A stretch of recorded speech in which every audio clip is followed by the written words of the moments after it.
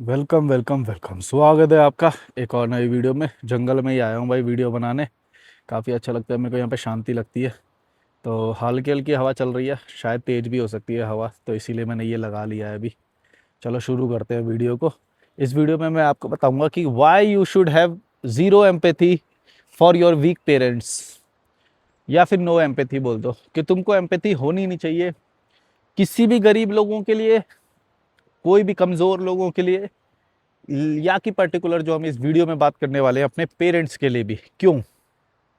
इसके मेरी तरफ से कुछ रीजंस है जो मैं आपको बताऊंगा कि क्यों आपको एम्पैथी नहीं होनी चाहिए अपने पेरेंट्स के लिए। ये मैं क्यों बना रहा हूँ वीडियो, क्योंकि बहुत सारे लोग इस तरह से ये बात बोलते हैं कि पेरेंट्स को जो मिला, जैसा मिला वो तो वैसा ही वो किया ना, तो हमें उनकी रिस्पेक्ट करनी चाहिए।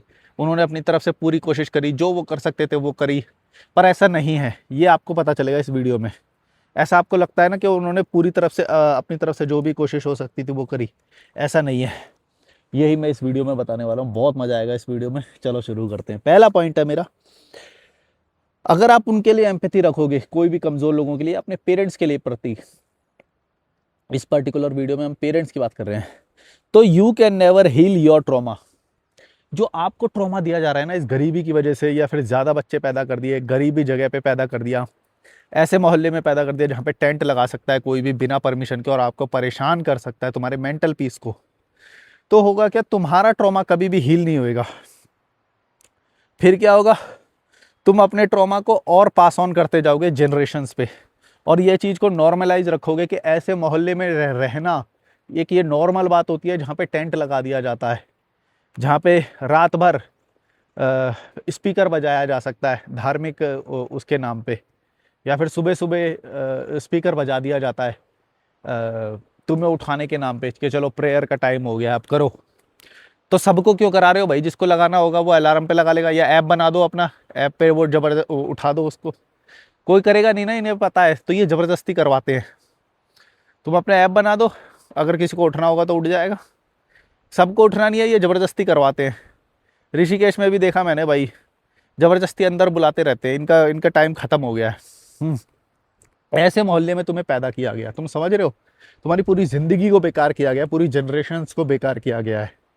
अब अगर तुम बार बार इनको जस्टिफाई करते रहोगे और इनको नॉर्मलाइज करते रहोगे कि यार उनको जैसा मिला उन्होंने वैसा ही किया, वो तो यही कर सकते थे, तो क्या होगा कि तुम्हारा ट्रॉमा कभी भी हील नहीं होगा। तुम्हें ये बात समझ में नहीं आएगी कि तुम एक बहुत ही एबनॉर्मल सिचुएशंस में रह रहे हो, एबनॉर्मल है वो। तुम तुम्हें ये बात समझ ही नहीं आएगी कभी, तुम्हारा ट्रॉमा कभी हील नहीं होएगा। तुम्हें हाथ उठाना, वायलेंस, शाउट करना, ये सब तुम्हें नॉर्मल लगने लग जाएगा। पर ये नॉर्मल नहीं है। अगर तुम्हें शाउट करने का मूवमेंट आ गया, ऐसा कोई भी, पेरेंट्स में नहीं, घर में नहीं, कहीं पे भी, अगर तुम्हें चिल्लाना नॉर्मल लगता है, तो मैं तुम्हें ये बताना चाहता हूँ कि पूरे विश्व में जब तुम घूमोगे ना, अलग अलग कंट्रीज में, तुम्हें एक बात पता चलेगी, चिल्लाने को ना मेंटल एक वो माना जाता है। चिल्ला नहीं सकते भाई आप। अगर आपको चिल्लाने का वो पड़ रहा है तो समझ लो आप बहुत ही एबनॉर्मल सिचुएशन में हो। आपका जो डे टू डे जो दिनचर्या है वो बहुत ही खतरनाक है। आप एक केओस में रह रहे हो। चिल्लाना, शाउट करना, वायलेंस, ये सब आप रोज देखते हो। ऐसे मोहल्ले में रह रहे हो आप, ऐसे देश में रह रहे हो, ये नॉर्मल नहीं है। बच्चों के ऊपर चिल्लाना खास तौर से, ये नॉर्मल नहीं है। ये आपको कई 20-30 साल बाद पता चलेगा आपको। अभी मतलब मेरे को पता है ये कंटेंट कोई लोग समझ नहीं पाएंगे जो मैं बोल रहा हूँ ना, कि शाउट करना एक नॉर्मल चीज़ नहीं है। ये मेंटल तुम्हारे जो दिमाग है वो कंफर्ट जोन में नहीं है, ये चीज़ बताता है। ये शाउट करना, चिल्लाना, गुस्सा आना, एंगर, वायलेंस नॉर्मल नहीं है। इसको नॉर्मल बनाना बंद करो, वरना तुम्हारा ट्रॉमा हील नहीं होएगा कभी भी। ये जो तुम्हारे को पेरेंट्स ने जो पैदा किया है, 6-6 बच्चे, 7-7 बच्चे पैदा कर दिए, 2-2 बच्चे, दो भी इवन गलत है, मैं तो मानता हूँ कि जिसकी औकात नहीं है उसको शादी भी नहीं करनी चाहिए। बच्चे तो बहुत दूर की बात है ना। लेकिन भारत में कई कपल्स की औकात नहीं है बच्चे पैदा करने की, और सबने कर रखे हैं। ये कैसे हो रहा है? उनको माफ मत करो, वरना तुम्हारा ट्रॉमा कभी भी हील नहीं हो, तुम्हें पता ही नहीं चलेगा तुम गलत जी रहे हो। सेकेंड पॉइंट पे मैंने ये जो लिखा है ये तो मैंने ऑलरेडी बता दिया। You will pass on this same trauma to your parents. जो तुम्हें मिला ना, शाउट करना, चिल्लाना, यही चीज़ तुम अपने बच्चों के साथ भी करने वाले हो, मेरी गारंटी है। जब तक आपको ये बात नहीं समझ में आएगी कि ये नॉर्मल नहीं है, चिल्लाना, किसी को गलत बोलना, नीचा दिखाना, बार बार तेरे से नहीं होगा, ऐसा ऐसे बोलना, है ना, हमने करके दे दिया, हमने खिला दिया, वरना तेरे से कुछ नहीं होता। यही सेम चीज़ तुम करोगे आगे भी। तुम देख लो अभी तक की जनरेशन्स ने क्या क्या किया है हमारे साथ। अगर तुम्हें ये बात नहीं समझ में आई और अगर तुमने उनके साथ एम्पैथी रखी, तो तुम उनके इन सारे गुणों के साथ एम्पैथी रख रहे हो। जो उनके गुण है ना, ये अवगुण बोलता हूँ मैं, तो गुण भी नहीं बोलता वैसे उनके जो ये बैड क्वालिटीज है, इसके साथ जो तुम ये रख रहे हो, यही सेम चीज तुम्हारे अंदर समा जाएगी। याद रखना ये बात, तुम्हारे अंदर समा जाएगी और तुम भी वैसे ही बिहेव करोगे जैसे उन्होंने तुम्हारे साथ बिहेव किया है। जब तक तुम इस चीज को गाली नहीं दोगे, जब तक तुम इस चीज को एबनॉर्मल नहीं समझोगे कि भाई ये एक बहुत ही एबनॉर्मल बात है कि तुम किसी पे चिल्ला रहे हो या फिर किसी को डिस्करेज कर रहे हो, या फिर तुम ऐसे जगह पे पैदा कर दे रहे हो जहाँ पे रहने सहने की सिचुएशंस भी ठीक नहीं है। जब ठीक नहीं है तो तुम कैसे पैदा कर दे रहे हो, और तुम भी करोगे फिर। यही बात मैं बोल रहा हूँ, प्रेशर में मत आना, अपने माँ बाप के प्रेशर में मत आना। अगर तुम्हें ओवर पावर करने की जरूरत पड़े उनको, तो ओवर पावर कर लेना है। ओवर पावर करने का मतलब है कि कभी गुद्दी पकड़नी पड़ेगी, कभी चप्पल मारनी पड़ेगी, कभी थप्पड़ मारना पड़ेगा। ऐसे भी पेरेंट्स होते हैं, है ना। तो तुम मार देना उनके, कोई फर्क नहीं पड़ता इससे, ठीक है।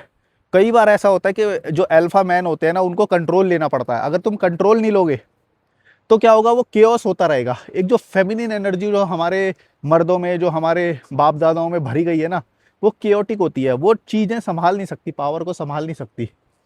तो अगर तुम भी उनको वो ट्रीट करते रहोगे, सही से ट्रीट करते रहोगे, एम्पैथी रखते रहोगे बार बार, तो वही चीज तुम्हारे अंदर समा जाएगी। और तुम्हारे अंदर कभी अल्फा कंट्रोल नहीं आएगा कि भाई मैं हूं, मेरे को ये सही लगता है आज के ज़माने के हिसाब से, तो मैं कंट्रोल लूंगा और पूरे घर को मैं ठीक कर दूंगा।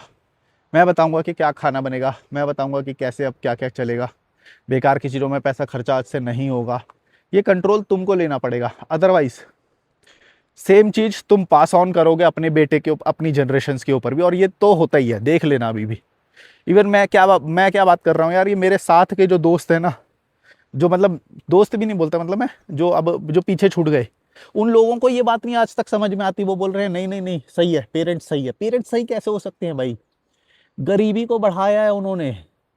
वो बोल रहे हैं कि नहीं नहीं, उन्हें पता नहीं था। अरे भाई, पता नहीं था, ये क्या बात होती है, पता नहीं था? और तुम उसे जस्टिफाई करोगे अगर पता भी नहीं था तो? अगर पता भी नहीं था तो उनको सरेंडर करना चाहिए हमारे सामने, जो नई जनरेशन है। हमारे पैर छूने चाहिए कि हाँ, हमसे गलती हुई। एक पेरेंट्स ने भी कभी बोला? अगर तुम्हारे पेरेंट ने कभी ये बोला ही नहीं कि हमसे गलती हुई, हमें माफ करो, हम तुम्हारे पैर छू रहे हैं, तो फिर तुम अपने आप से ही कैसे बना रहे हो कि उनको तो समझ गए मैं क्या बोल रहा हूँ? मतलब ये देखो कैसे ये लीचड़ लोग हैं कि वो उनका पक्ष ले रहे हैं जिन्होंने उनको ट्रॉमेटाइज सिचुएशन में पैदा किया। जबकि ये होना चाहिए, अगर उनसे मान लेते चलो एक बार को गलती हुई, तो उनको माफी मांगनी चाहिए ना। तुम ही कैसे अपने आप से माफी दे रहे हो उन्हें? ये भी कितनी हंसी की बात है कि गलती तो उन्होंने करी और तुम अपने आप से कैसे माफी दे रहे हो, एम्पैथी दे रहे हो उन्हें फ्री में, कि भाई हाँ हाँ हाँ, तुम्हारे टाइम में ये चीजें नहीं थी, तुमको पता नहीं था, इसलिए तुम्हारी गलती नहीं है। अरे यार, तुम क्यों बोल रहे हो? ये बात उनको बोलनी है। ये बात वो बोलेंगे कि हमसे गलती हुई, हमारे साइड में ये सब नहीं था, लेकिन अब तुम कंट्रोल लो, हम हाँ, जो तुम बोलोगे वही होगा। ये बोलना चाहिए ना अपने पेरेंट्स को, जो लल्लू पेरेंट्स है, जो मिडिल क्लास और गरीब और इंडियन ये जो पेरेंट्स है, तो ये ऐसा भी नहीं बोलते। और इनके बच्चों पे मेरे को क्यों गुस्सा आता है, ये जो गरीब बच्चे होते हैं, इवन मेरे साथ के बच्चों लोगों ने ये सब बोल रखा है, तो मेरे को क्यों गुस्सा आता है कि इनके पेरेंट्स ने कभी भी ये बात नहीं बोली कि हमसे गलती हुई, अब तुम कंट्रोल लो, तुम ठीक करो सारी चीज़ें। नहीं नहीं, वो आज भी बाप बन के बैठे हुए हैं। समझ गए तुम? तो ये गलती है इस सिस्टम में। जो गलती कर रहा है वो गलती नहीं मान रहा है, और जिसके ऊपर अत्याचार हो रहा है वो खुद मान रहा है कि हाँ भाई उनकी वो थी। अबे भाई, ऐसे तो तुम पास ऑन ही करते रहोगे चीज़ों को, यही करोगे तुम, देख लेना तुम्हारी जनरेशन के साथ यही होएगा आगे भी। तीसरा पॉइंट है शाउट, अब्यूज, फिजिकल वायलेंस। ये तो मैंने अभी तुम्हें बताया था, ये एक कोई नॉर्मल चीज़ नहीं है। जो ये तुम्हारे साथ हुआ ना, शाउट करना, अब्यूज करना, वायलेंस करना, फिजिकल वायलेंस करना, मेंटल हैरेसमेंट करना, किसी को नीचा, डिग्निटी को नीचा करना, दिखाना, ऐसा, यही सेम चीज़ तुम करोगे, मेरी गारंटी है। क्योंकि तुम इस चीज़ को नॉर्मलाइज कर रहे हो, क्योंकि तुम अपने पेरेंट्स के साथ एम्पैथाइज कर रहे हो, तो उनकी गलतियां कभी भी तुमको दिखाई नहीं देगी। तुम्हें लगेगा कि नहीं नहीं, उनके साथ जैसा ट्रीटमेंट होता है वही हमारे साथ कर रहे हैं, इसमें कोई बुरी बात नहीं, गलत बात नहीं लग रही इन्हें। भाई ये कोई बात नहीं होती, ये कोई वो नहीं है जिससे कि ये ठीक हो जाएगा। ठीक तब होगा जिसने गलती करी है वो पहले तो गलती माने। अगर गलती अगर गलती नहीं मान रहे हैं तो तुम अपनी तरफ से माफी मत दो, वरना ये जो मेंटल हैरेसमेंट जो है ना, ये तुम अपने बच्चों के साथ करोगे, ये मेरी गारंटी है। शाउट, अब्यूज, वायलेंस, ये सब तुम्हारे अंदर समा जाएगा, क्योंकि तुम उसी चीज को नॉर्मलाइज कर रहे हो। अगर तुम उनको उनको ओके बोल रहे हो तो ओके मत बोलो भाई, ये ओके चीज नहीं है, ये बहुत ही वो गलत चीज है, और ये तुमको पता नहीं क्यों नहीं समझ में आती। फोर्थ पॉइंट है, you are ruining a life of a citizen, that's you. इसका मतलब ये है कि आप जो ये सब बोल रहे हो ना, इससे तो आप अपनी ही लाइफ बर्बाद कर रहे हो। ये मत सोचना कि ये बहुत अच्छा पॉइंट है अगर तुम ये बात समझ पाओ। जब भी तुम ये बात बोल रहे हो ना कि ये एक ऐसी बात है, कोई मर्द जो है किसी लड़की के साथ गलत काम कर दे, और फिर वो जो गलत काम कर दे, वो लड़की खुद ही ये बात बोल रही है कि नहीं नहीं नहीं, वो तो कंट्रोल खो गया, या ये हो गया वो हो गया, उनकी गलती नहीं है, ये ऐसा कुछ बोले, ये गलत है भाई। जिसने जिसने जिसके पास कंट्रोल है, जिसके पास पावर है, उसको ही माननी चाहिए अपनी गलती, ठीक है। अगर आप ऐसा नहीं कर रहे हो तो आप अपनी ही लाइफ को बर्बाद कर रहे हो। और मैंने देखा है, जो ना तो उनको कंट्रोल दिया, ना उनके माँ बाप ने सॉरी बोला, वो अपनी ही लाइफ को बर्बाद कर रहे हैं ऐसा बोल बोल के। तुमको समझ में नहीं आ रहा, अपनी लाइफ को बर्बाद मत करो भाई, तुम अपनी ही लाइफ को बर्बाद कर लोगे अगर तुम ऐसे उनके उनके पास उनके साथ एम्पैथी रखोगे, उनके गलत कर्मों को ओके बोलोगे कि हाँ इसलिए हो गया, ये तो इसलिए हो गया, जस्टिफाई करोगे। अगर तुम जस्टिफाई करोगे तो तुम्हारा ही लॉस होता रहेगा बार बार, और तुम अपनी ही लाइफ को बर्बाद करोगे, तुम्हें एक ट्रॉमा रहेगा बार बार। तुम्हें ये बात समझ में नहीं आएगी कभी भी कि जो भी तुम लाइफ में जो इतना फोकस कर रहे हो, काम कर रहे हो, कंपटीशन लड़ रहे हो, मेहनत कर रहे हो, ये बहुत इनफ है। इसके बाद गिल्ट नहीं लेना तुम, वरना अपने आप को लूजर समझते रहोगे, अपनी ही लाइफ को बर्बाद करोगे। अगर तुम ऐसा करोगे, अपनी ही लाइफ को बर्बाद करोगे, तो तुम अपने अपने ऊपर तुम्हें कभी भी कॉन्फिडेंस नहीं आएगा। यार ये लेंस पे हुआ क्या है, अजीब सा हो रहा है कुछ तो, ठीक है ना। तो अपनी ही लाइफ को बर्बाद मत करो भाई, अपने आप को ठीक करो। आप, आपके साथ ट्रॉमा ये वरना हमेशा ही बना रहेगा। गलती से भी गलत बंदे को कभी भी जस्टिफाई नहीं करना चाहिए, जब तक वो खुद सॉरी ना बोले, पैर पकड़ ना ले तुम्हारा, तुम जस्टिफाई मत करो। अपने पैसे कमाओ भाई, क्यों उन चीज़ों को जस्टिफाई कर रहे हो, गलत कर रहे हो, ठीक है। अगला पॉइंट है मेरा, अब मैं वो ट्रिक्स बताने वाला हूँ जो ये लोग अपनाते हैं, ठीक है। ये ट्रिक्स बताने वाला हूँ। पहला, tricks that Indian parents use, ये है पहला, कंपैरिजन। ये दूसरों के साथ दूसरे लोगों के साथ तुम्हारा कंपैरिजन करेंगे, ठीक है। सेकंड है, इमोशनल ब्लैकमेल करेंगे, तुम्हें बहुत इमोशनल ब्लैकमेल करेंगे कि शादी कर लो, हमारा क्या होगा, हमारे बारे में सोचो, समाज में इज्जत करनी पड़ती है। ये सब इमोशनल ब्लैकमेल हो रहा है। इनमें से किसी भी चीज़ में तुम आना मत, सच बता रहा हूँ, ये सारे ट्रैप हैं। सेक्रीफाइस नैरेटिव, कि हमने भाई तुम्हारे लिए बहुत सारा सेक्रीफाइस करा है, हमने हमने मतलब हमने अपने लिए कुछ नहीं किया, हमने तो ये तुम्हारे लिए किया है सब कुछ, है ना। तुम समझ हमने तुम्हारे लिए किया है ये सब कुछ, हमने अपने लिए कुछ किया ही नहीं, हम तो पूरी ज़िंदगी बस तुम्हारे लिए कमाया है। जबकि बच्चे पैदा करना ये उनका खुद का स्वार्थ था, ताकि उनको कोई नामर्द ना बोले, ताकि उनको समाज से लात मार के कोई ना निकाल दे, ये उनका खुद का स्वार्थ है। मैं तो नहीं रहता समाज के साथ, मेरे को तो नहीं पड़ रही ज़रूरत, लेकिन आज मेरे साथ के ही जो लोग आज भी रह रहे हैं उनको करना पड़ रहा है वो सब। तो ये खुद की चॉइस होती है, यानी कि चाहे 20 साल पहले, चाहे 100 साल पहले, कभी भी खुद की चॉइस थी भाई। ये तुम करो या ना करो, जस्टिफिकेशन नहीं होएगा, फिर तुम्हें ढंग से पालना पड़ेगा, ये तुम्हारा वो है।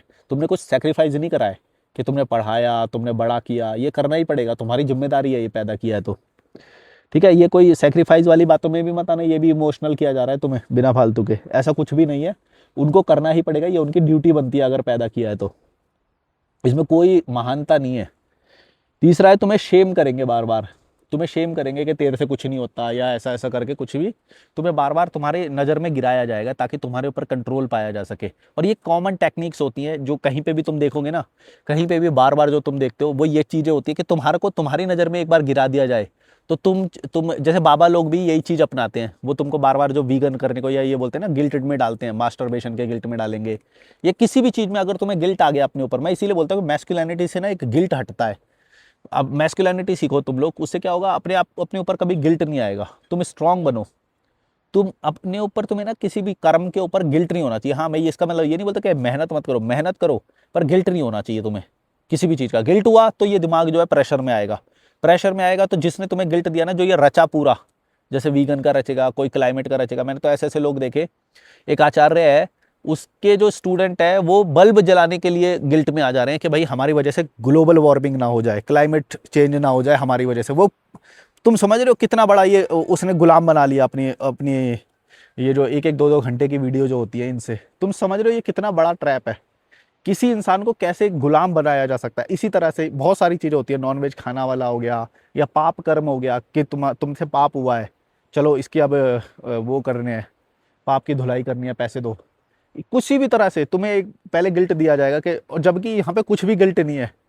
तुम्हें मोरालिटी का पाठ पढ़ाएंगे, तुम्हें वो करेंगे, गिल्ट में डाल देंगे। फिर गिल्ट में जैसे ही तुम एक बार आ गए फिर तुम गुलाम बन जाओगे आसानी से। गिल्ट वाला इंसान गुलाम बनता है आसानी से। ठीक है, यही यही चीज़, सेम चीज़ पेरेंट्स भी अपनाते हैं। तुम्हारे को बहुत सारी ऐसी चीज़ें बोलेंगे जिससे तुम्हें कॉन्फिडेंस नहीं आएगा, बल्कि तुमको उल्टा तुमको उल्टा अपने ऊपर डाउट होने लगेगा, तुम्हें शर्म आने लगेगी, तुम्हें गिल्ट होने लगेगा, तुम्हें शेम करेंगे वो लोग। ये एक स्ट्रैटेजी होती है। जब इंसान खुद कमज़ोर होता है तो वो सामने वाले को गुलाम बनाने के लिए चीप ट्रिक्स अपनाता है। और ये चीप ट्रिक्स तुम्हारे माँ बाप भी अपनाते हैं, शेम करेंगे तुम्हें, क्योंकि वो खुद एक रियल मैन नहीं है। वो बचकाने हैं, समझ रहे हो। इंडिया के पेरेंट्स बचकाने हैं, उन्हें खुद कुछ नहीं आता, सीखा ही नहीं उन्होंने कैसे बच्चों के ऊपर शाउट करना, ये करना, वो करना, है ना। अगला है फियर। वो तुम्हें डराते हैं। ये शेम, डराना, ये सब एक ही कैटेगरी के वो है कि अगर तुम्हें एक बार ये नेगेटिव फीलिंग्स आ गई तो तुम उनके साथ बंध के रहोगे, एक ही घर में रहोगे और उनका एहसान भी मानते रहोगे। समझ रहे हो। जैसे मैं किसी का एहसान नहीं मानता, मेरे को किसी से डर भी नहीं लगता। क्यों? क्योंकि मैं ये चीज़ समझ चुका हूँ कि भाई मेरे को जो भी करना है, जो भी रिजल्ट है वो मेरे से आएगा। लेकिन अगर तुम्हें गुलाम बनाना होगा तो हर कोई इंसान तुम्हारे अंदर फियर को क्रिएट करेगा, गिल्ट को क्रिएट करेगा, जिससे तुम उसके गुलाम बन जाओगे। यही सेम ट्रिक्स बाबा लोग अपनाते हैं, मीडिया अपनाता है, गवर्नमेंट अपनाती है, हर कोई तुम्हारे कॉर्पोरेट में, जो तुम्हारे ऑफिस में होता है, सब जगह पे यही है पॉलिटिक्स का। एक बार तुम्हारे अंदर डर क्रिएट कर दिया, गिल्ट क्रिएट कर दिया, शेम क्रिएट कर दिया, कंपैरिजन के थ्रू तुम्हारे इमोशनल ब्रेकडाउन कर दिया, सब कुछ। ये जो इस तरह की जो सारी चीज़ें हैं ना, ये सारे लोग पॉलिटिक्स करते हैं और यही चीज़ अपनाते हैं तुम्हारे साथ। याद रखना ये बात। इसीलिए मेंटली सबसे पहले स्ट्रांग बनो। किसी भी चीज़ के लिए, तुम्हें दारू पीते हो खुल्ला बोलो, कोई भी चीज़ करते हो ना भाई खुल्ला बोलो, तुम्हें कभी गिल्ट नहीं होएगा और तुम्हें कोई गुलाम नहीं बना पाएगा। फिर create more dependency on themselves. हाँ, ये एक बड़ा वो है भाई, ये जो ट्रिक है ना, ये सबसे ज़्यादा जो भारत के माँ बाप अपनाते हैं कि वो तुम्हारे साथ जीवन में ऐसी चीज़ें करते हैं कि तुम्हारी डिपेंडेंसी उनके ऊपर हो जाती है। ये ट्रिक्स अपनाते हैं वो, बहुत ही घटिया ट्रिक है। क्या करते हैं, पहले तो तुम्हें खाना बनाना नहीं सिखाएंगे। तो क्या होगा कि जैसे तुम्हारी शादी की उम्र होगी, तुम चुपचाप शादी के लिए हाँ कर दोगे क्योंकि तुम्हें खाना बनाना आता ही नहीं। तुम्हें लगेगा कि हाँ मुझे एक लड़की की ही ज़रूरत है शायद जबकि ज़रूरत है नहीं, उन्होंने क्रिएट किया है वैसा। वरना 10 साल की उम्र में तुम बाहर जाओ, कितने लोगों को 10 साल की उम्र में खाना बनाना आता है। 12 साल के लोग तो मास्टर शेफ खेलते हैं वहाँ पे, 7 साल के लोग मास्टर शेफ में खेल रहे होते हैं। मास्टर शेफ समझते हो कितना बड़ा कंपटीशन है बाहर के लोगों का। देखना, 7 साल का बच्चा जब मास्टर शेफ खेल सकता है तो 10 साल का इंडियन बच्चा खाना नहीं बना सकता। ये कैसी बात है, अजीब बात नहीं है ये। तुम समझ रहे हो ये कितना बड़ा ट्रैप खेला जाता है तुम्हारे साथ। 30 साल के बच्चे को कपड़े धोने नहीं आते, बर्तन धोने नहीं आते, खाना बनाना नहीं आता, किचन मेंटेन करना नहीं आता, ग्रोसरी परचेस करना नहीं आता कि किस चीज़ के लिए क्या क्या लगेगा, कुछ नहीं आता उसे। ये किसने किया है तुम्हारे साथ, तुम्हें मालूम है? तुम्हारे पेरेंट्स ने किया है ये तुम्हारे साथ। क्यों? और ये डिपेंडेंसी सिर्फ इसी चीज़ की नहीं, एक और बताता हूँ, सेक्सुअल डिपेंडेंसी भी क्रिएट करी है। तुम्हारे को कभी भी जो चेक से नहीं मिला कभी भी, पता है क्यों? इंडियन में तुमने देखा होगा कि शादी से पहले उन्हें मिलता ही नहीं है। क्यों? क्योंकि भारतीय जो माँ बाप हैं इस तरह का वो कंट्रोल करते हैं एनवायरनमेंट। क्योंकि अगर उसे चेक्स मिल गया बच्चों को, फिर वो शादी के लिए बोलेंगे हमें नहीं करनी शादी भाई, इतनी कोई बड़ी चीज़ नहीं है। क्योंकि चेक्स जो एक ऐसी चीज़ है ना, जब तक नहीं मिला तो तुम्हें लगता है बहुत बड़ी कोई चीज़ है, जबकि ऐसा नहीं है। बायोलॉजिकल प्लेजर है, थोड़ी देर का होता है, ठीक है। लेकिन अगर तुम्हें मिल गया शादी से पहले, फिर तुम्हारा ये तिलिस्म टूट जाता है कि यह कोई बहुत ही ज़्यादा बड़ी चीज़ है, मतलब निर्वाण प्राप्ति हो जाएगी एक बार मुझे मिल गया तो, ऐसा कुछ भी है ना, समझ रहे हो। तो अगर ये सच्चाई पता चल गई तुम्हें, तो तुम उनके गुलाम बनना बंद कर दोगे और बोलोगे हाँ हमें नहीं करनी भाई शादी इस छोटी सी चीज़ के लिए। इसी तरह की मल्टीपल्स ऐसी गुलामी है। स्टैंडर्ड जो है तुम्हारा, स्टैंडर्ड भी लो रखा जाता है। ये मैंने एक वीडियो में बताया था, ये सारा जो ट्रिक है। वो जो अपनाते हैं तुम्हारे स्टैंडर्ड को लो रखेंगे, फिर पता है क्या एकदम से बोलेंगे, अगर तू शादी कर लेगा तो देख तेरे को एक फ्लोर भी मिल जाएगा, एक घर दे देंगे तुझे अलग दे देंगे, तो नया बेड मिलेगा तुझे, नया फ्रिज मिलेगा, इस तरह की ये सारी चीजें हैं। तुम समझ रहे हो? बहुत ही खतरनाक चीज है ये, समझना इस बात को। डिप्राइव्ड रखा जाएगा तुम्हें हर चीज से, हर चीज से डिप्राइव्ड रखा जाएगा, ताकि तुम शादी के लिए या बाकी चीजों के लिए बड़ी आसानी से हाँ बोल दो। तो ये सारी ट्रिक्स तुम्हारे साथ अपनाई जाएगी माँ बाप के द्वारा, और तुम्हें समझ भी नहीं आएगा कि ये सारा मेरे साथ क्यों हो रहा है, तो शादी के लिए बड़ी आसानी से तुम हाँ बोल दोगे। यही मैं अब तुम्हें समझाना चाह रहा हूँ भाई, समझ जाओ ये सारी चीज़ें। ठीक है, ये सारी तो मैंने वो सारी चीज़ें बताई जो ट्रिक्स अपनाते हैं वो लोग, है ना। अब मैं तुम्हें कुछ ऐसी भी चीज़ें बताने वाला हूँ कि ये सारी जब वो चीज़ें अपनाते हैं तो होता क्या है। अब ये देखो बड़ी खतरनाक चीज़ है ये, आपके साथ ना ये चीज़ें होती हैं, समझना। जब ऐसा करते हैं वो लोग तो तुम्हारे साथ क्या होता है, the kids suffers with confidence, ambition, masculinity, femininity, self worth, relationships, decision making, self dependency. तुम ये सब, ये बच्चे का ना हैम्पर होता है लाइफ में। जब उसके ऊपर अपने ऊपर जब कॉन्फिडेंस ही नहीं होता तो वो डिसीजन कैसे लेगा, डिसीजन मेकिंग हैम्पर होएगी, कॉन्फिडेंस नहीं रहेगा उसके अंदर, कोई एम्बिशन नहीं होएगा उसके अंदर। क्यों? क्योंकि लल्लू बनाया है। मैं बोलता रहा हूँ, भारतीय माँ बाप बच्चों को जानबूझ के लल्लू बनाते हैं। ठीक है, मैस्कुलिनिटी नहीं होएगी उसके अंदर, कभी भी स्ट्रांग नहीं बनेगा वो, है ना। सेल्फ वर्थ पता ही नहीं चलेगी कि मैं एक अच्छा खासा हट्टा खट्टा इंसान हूँ, मैं अपने आप को मल्टीप्लाई करके, या फिर अपने ऊपर कॉन्फिडेंस हो। मैं हमेशा ऐसे बोलता हूँ कि अपना कॉन्फिडेंस जांचना हो तो ऐसे करना, एक रूम में अलग अलग देशों के बहुत सारे लोग हैं, ऑस्ट्रेलिया का, है ना, अमेरिका का, स्कैंडिनेवियन कंट्री का, हर जगह के लोग हैं, और वहीं पे एक इंडियन बंदे को बिठा दिया गया है। तुम सोच लेना, उसके भाई लुल पड़ जाएगा वो, बहन जो कॉन्फिडेंस क्या, वो पिघल के मर जाएगा वहीं पे एंटर करते ही। उस एनवायरनमेंट में एंटर तक नहीं कर पाएगा वो, बैठना तो उस चेयर पे बहुत दूर की बात है। तुम समझ रहे हो, कॉन्फिडेंस सब कुछ खत्म कर दिया जाता है माँ बाप के द्वारा। तुम्हें ये बात समझ में आ रही है कितनी खतरनाक है? एक टेबल पे तुम ही जितने लोग वीडियो देख रहे हो ना, अपने आप को इमेजिन कर लो एक बार, क्या तुम चले जाओगे, क्या तुम बैठ जाओगे उन लोगों के साथ? भाई कॉन्फिडेंस ही नहीं है ना, हमारी स्किन वैसी है। मतलब मैं हेल्थ की बात कर रहा हूँ, कलर की बात नहीं कर रहा है, स्किन का कलर नहीं बोल रहा मैं। ठीक है, बोन स्ट्रक्चर, कॉन्फिडेंस। और लड़कियां किसको पसंद करेंगी? तुम सोच लो, एक एवरेज इंडियन बॉय कैसा होता है, कैसा होता है वो? गांव में जाओगे तो पान वान खा रहा होता है वो, ये समझ लो। अभी भी लेबर लेबर टाइप का होता है आधे, मतलब 70% तो लेबर ही है मेरे ख्याल से। ऐसे घूमोगे तो कि लेबर लेबर जैसे दिखाई देते हैं वो। ठीक है, और अगर तुमने गांव गांव के कंपेयर कर दिए फिर तो तुम भूल ही जाओ। मतलब डेनमार्क का कोई गांव और इंडिया का कोई गांव, ऑस्ट्रेलिया का कोई गांव और इंडिया का कोई गांव, अरे भाई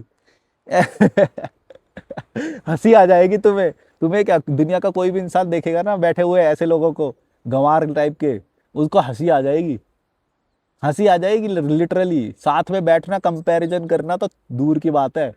तो ये सारा कौन कर रहा है? गरीब माँ बाप, तुम्हारे माँ बाप जिन्होंने तुम्हें पैदा किया है, गरीब।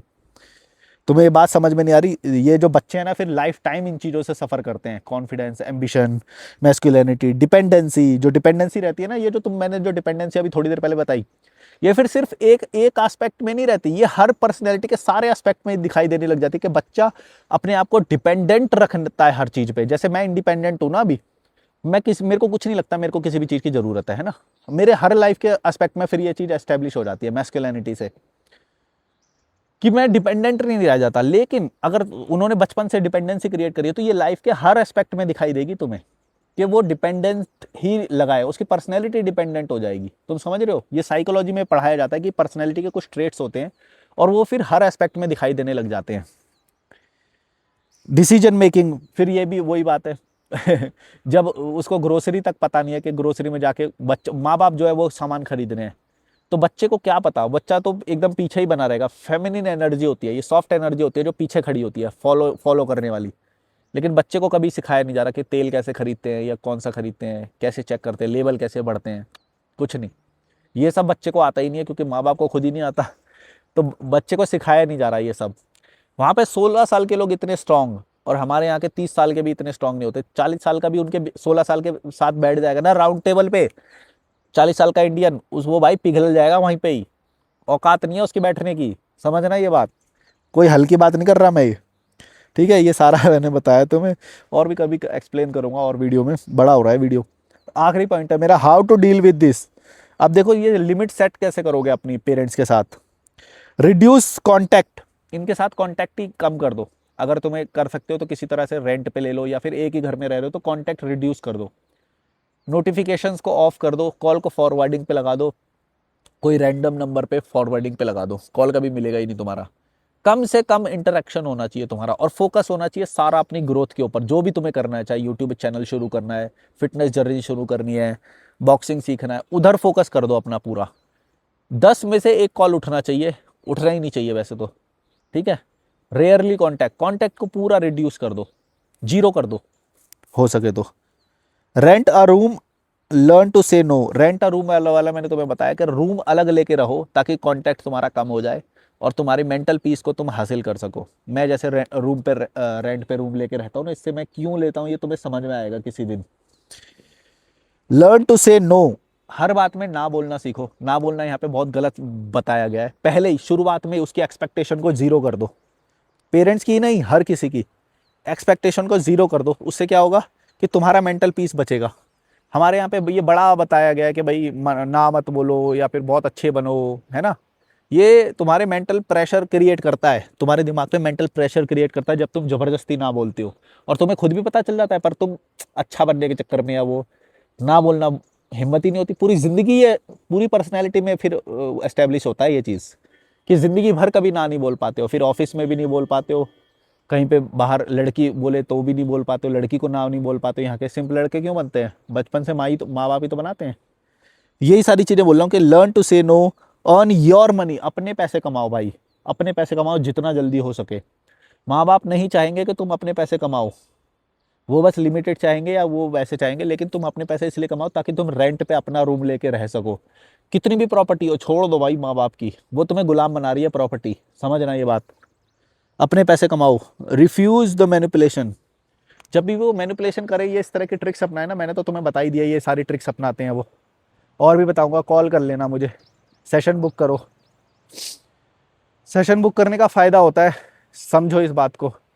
मैं ऐसा ही नहीं बोलता कॉल करने के लिए, एक 1-to-1 सेशन बुक करो, उसके अंदर मैं तुम्हें बहुत पर्सनल चीज़ें बताऊंगा। बहुत सारी चीज़ें हैं जो कस्टमाइज्ड नॉलेज जो होती है ना। तो पैसा खर्चा सही जगह करना सीखो भाई। क्या कैसे बता, ठीक है। रिफ्यूज मैनिपुलेशन, अपने रूम लेके रहो, कांटेक्ट कम कर दो, ये सारी चीज़ें हैं, समझो।